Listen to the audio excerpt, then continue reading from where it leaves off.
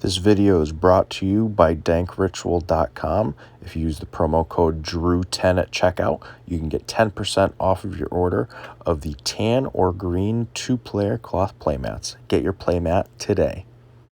My promo code DREW10 also gives you 10% off of a pink or blue yokai deck box to keep your deck safe. So go ahead and grab one of those while you're getting your playmats too. What is up, everybody? It is Drew, Traveler of the Burning Abyss here with another video, and I'm coming at you with a deck profile that won the poll on my community tab. It was Salamangreat. I think it got like 48% of the vote or something like that. It was pretty close to 50%. Really solid deck, this format going forwards. Salad deck. But this deck is a lot of fun. I think it does have a lot of potential. Obviously, it's not the best deck in the format, but I think that with everything that it has going for it, it's got a consistent engine that does the same thing over and over again. And on top of that, it's just it's one of those decks that can squeeze a lot of hand traps into it in a hand trap based format. So we're going to go ahead and jump right on in. Before we do, if you guys are not subscribed already, go ahead and smash the subscribe button, turn the notification bell on so you know I upload more cool and awesome content just like the video you are watching right now. I try and do polls for my subscribers and post updates when possible, so that's always a bonus. And, you know, give the video a thumbs up because it helps out a whole lot and makes me feel like I'm doing something right for everyone. But without any more explanation, we're going to hop right on into this week's deck profile. Alrighty, so per usual, we're going to start with our main deck, which we have our Salamangreat lineup. We have 3 copies of Foxy, and seeing I haven't done a Salamangreat video in a while, and some people may be new to my channel, if anyone doesn't know, the last regional that I played in was actually in November of 2019, before the whole pandemic stuff started up. It was in Peabody, Massachusetts, and I actually got 4th place with Salamangreat. I'm very familiar with this deck. That was the end of Eternal format, so Thunder Dragon, Sky Striker, Orcust, and Salamangreat were pretty much your top decks to choose from. So if you have any questions about the deck, obviously let me know. I am extremely knowledgeable on it, and I can help you out. But starting off with 3 Foxy, this card is like Pot of Duality for the deck. It's also spell and trap removal for Floodgate stuff. So if your opponent has like something like Skill Drain up and you get Foxy in the grave, you basically just kind of win against them because you just discard another Salamangreat and it pops their Skill Drain. The Skill Drain can't negate the Foxy because the effect is actually being used from the graveyard. So it all resolves from there. So Skill Drain does not negate it, which is fantastic. It's also level 3, which comes up because we do make that Mirage Stalio pretty frequently. So that's the explanation on Foxy. Moving on to Spinny. Spinny is a very unique card because it has multiple effects that assist in making something like Mirage Stalio as well as pushing through your opponent's board. You are able to discard it, and you can basically boost one of your Salamangreat monsters by 500, which is pretty cool. And then additionally, if you control a Salamangreat monster other than Spinny, and this is in your grave, you could special summon it, but it's banished when it leaves the field, which is fine because you can go ahead and overlay it from Mirage Stalio, and then it doesn't get banished. It goes to graveyard after that. So that's basically the entire point of it. It's a pretty good starter and extender, and helps you get a Mirage Stalio, you know, considering it's level 3 just like the Foxy. So yeah, 3 Spinny is a complete necessity. And then the homeboy himself, Salamangreat Gazelle. This card, really good card. If it's normal or special, you get to dump a Salamangreat card from deck to grave. And then if you have a Salamangreat that goes, and this is specifically a monster, so keep in mind, this isn't spell or trap. If a Salamangreat monster goes to your graveyard, doesn't matter from where, it could be deck, could be hand, could be field, whatever. You get to special summon this from your hand unless it's during the damage step. If it's during damage step, you can't trigger it. But any other time, you can special summon it, which is actually really cool. So basically, you can if you open this another Salamangreat, you normal summon the other Salamangreat, you make the link 1, which is Balinx, and then you get to special summon the Gazelle because your Salamangreat left the field. He's also a level 3, which gets you into your Mirage Stalio. Moving on to the level 4s, we're playing 2 Jack Jaguar and 1 Falco. So the Jack Jaguars are fantastic for multiple reasons. This card alone puts in so much work because you can just go right into access code opening this card. You normal summon it, You link it for Balinks. Balinks grabs your field spell. You reincarnate the Balinks into another Balinks. Your Jaguar shuffles the spare Balinks from your grave into your extra deck. You link your Jaguar and your Balinks for Splash Mage. Splash Mage revives Jaguar. Then you turn the Splash Mage and Jaguar into access code, and then access code summons back the Splash Mage, and then you can link them for I'm sorry, I think I said access code. You link your trans code and your Splash Mage for access code, and then you have 3 pops with access code. That's 5,300. So Jaguar is really, really good. Helps you recycle your resources, which is super important. Additionally, he does inflict piercing battle damage. That doesn't come up very often though, so keep in mind that's not a common thing that happens. And then the Salamangreat Falco. This card can special itself from grave from bouncing Salamangreat monster to the hand, which is pretty cool. And then additionally, if it's sent to the graveyard, once again, doesn't matter from where, you can set a Salamangreat spell or trap from your grave to your field, which is obviously pretty helpful. It's a one of. It's not something that's like amazing, but it's still good. Moving on into the other Cyberse cards, we have one of the most important cards in the deck, which is 3 copies of Flame Buffalo. This card basically just says, hey, if you open up me and another, Cyberse card, you get to draw 2 cards and search for a card. Like, that's essentially what it does, which is insane.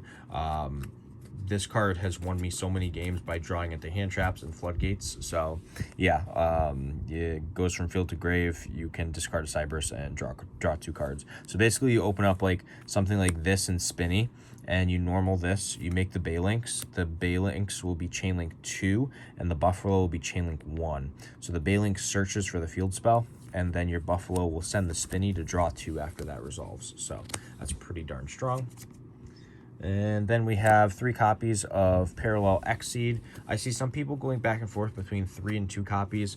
I like 3 because, playing Desires, if you have to use Desires to dig deeper, you don't want to banish any of these if you're playing 2. If you're playing 3, you can afford to banish 1. Like, it's perfectly fine.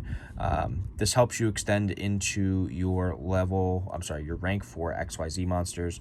And if you open it with another Cyberse, you can do some access code plays too. So yeah, pretty good card. And moving on to the hand traps, which is actually, I'm going to section this as the going second cards. And I'm actually going to show it after I go through like the normal spells and traps. So we'll get to that afterwards. So moving on to the normal spells and traps, we have 3 copies of Salamangreat Circle, which has 2 effects. A lot of people don't know that. A lot of people think it's just the search. There's another effect which basically allows you to protect one of your reincarnated Link monsters. So like that's actually really important. So like you just use your Salamangreat Circle to protect your cards or to search depending on the situation that you are currently in. So yeah, 3 circle, definitely a necessity now. It made it so I was able to cut mining. My whole process behind cutting mining is that I am losing a card off of the mining, and while Salamangreat can function off of using the graveyard, there are going to be times where it's like you'd rather not lose a card in hand because you kind of need it to extend. So the 3 circle to me was significantly more important than the mining. It doesn't mean that you can't play mining. Like you'll see the going second cards that I play in here, and you'll probably be able to sub some out if you feel that it's either too expensive or just more your play style to have the mining. So we'll get to that in a little bit though. Up next, we have 2 copies of Will the Salamangreat. It's basically just Soul Charge, and it's a continuous spell, which is really cool. So you could kind of just keep Monster Reborning, or you could add it back off of your Sunlight Wolf, and you can just keep using it as like a Suedo Soul Charge. So this card's really, really good. I always want to play 3, but I don't always want to open it. So yeah, playing 2 is perfectly fine. Then we play the 1 Sanctuary. It's searchable off of Balinks. You don't need to play multiples. Basically, it just lets you reincarnate your Link monsters, which is pretty good. Then lastly, we have 2 copies of Pot of Desires. Just like Flame Buffalo, this card says draw 2. So like in this deck, drawing 2 is kind of important. Like now, this deck really draws a lot in like the first turn. There's a lot of drawing that goes on. So double Desires is actually like the nuts. Then lastly, we have 1 copy of Roar and 1 copy of Rage. So Roar is your counter trap. It can reset itself when you do like your reincarnation link summon, which is pretty important. And then Rage is a pop. You can either send a Salamangreat, or if you have a reincarnated Salamangreat monster, you can pop up to the number of its link rating. So a lot of times it's Sunlight Wolf, so you get to basically pop 2 cards, which is pretty sweet. So those are the spells and traps. Moving on now to they are kind of going second cards, but at the same time, considering we're not playing floodgates in here, they are technically going first cards because they are interruptions, so that's pretty important to note. First off, we have 3 copies of Ash Blossom. This is your negate every search or special from deck kind of thing, so I'm not going to explain the hand traps too much because most people should know what they do. 3 copies of DD Crow. This hits a lot of stuff. It's really great if they summon like Albion and they try and use the effect and you banish an Albaz. A lot of times that can be detrimental to their strategy. So yeah, 3 DD Crow, super fantastic. Really good against other decks too, but I won't go super in depth. That's for another discussion. Then we have 3 copies of Effect Veiler and Imperm, which kind of play a role hand in hand. Additionally, on top of that, we have 3 Droplet. So we play 15 going second cards. 3 of the 5 different cards are basically monster negations, and that would be your Veilers, your Imperms, and your Droplets. So keep in mind, these cards are very strong. They shut off a monster or multiple monsters in the case of your Droplet. So yeah, this is all like really, really good. I don't really know what else to say. It just really puts in work. But that is the main deck. I believe it is currently 41 cards is what I'm sitting at. I wanted to keep it at 40, but like the only thing that I could think to cut was like one of the Imperms. And after thinking about it, I was like, you know what? I'm like, I would rather play the 41 and have the other Imperm there. I mean, if you wanted to go ahead and do like what some people do and just play 2 parallel Exceed, I suppose you could do that too. I've always had a lot of luck playing this deck with 41 cards though, so typically you'll see most of my lists have 41 cards. But that is the main deck. Let's go ahead and hop on over to the extra deck. Alrighty, so it is extra deck time, and as you can see, we're playing, you know, the typical Salamangreat Baylink. So we play 3 of it. It's your starter. It searches for your field spell. It helps you avoid your destruction of your Salamangreat monsters. This card is really, really strong, even though it's only 500 attack. It's just a great card to get your engine going. Honestly, one of my favorite Link 1s of all time. Just a fantastic card. Then the Link 2s, playing 3 Sunlight Wolf. This card is your entire grind game right here. Like, this is your add back. This is your continual recursion of monsters turn after turn. Like, you can add Ash back to hand off of this card, which is insane. So yeah, Sunlight Wolf is fantastic. I remember there's a time where players were like really unfamiliar with the deck and they would special summon to a zone that Sunlight Wolf pointed to, and then I'd get free advantage off of it. So yeah, pretty darn good. Link 1, we just play one of them, and that would be Lingeribo. This card's really good against trap decks. It's also kind of like a 4th Baylynx, because it is a Link 1 that basically has the same requirements as Baylynx. So yeah, Lingeribo, really good card. Fantastic. Then Link 2s, we have a Splash Mage and an Update Jammer.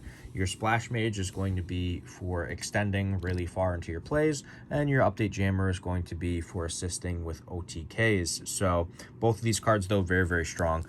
Definitely good one-ofs. You should be playing both of them for sure.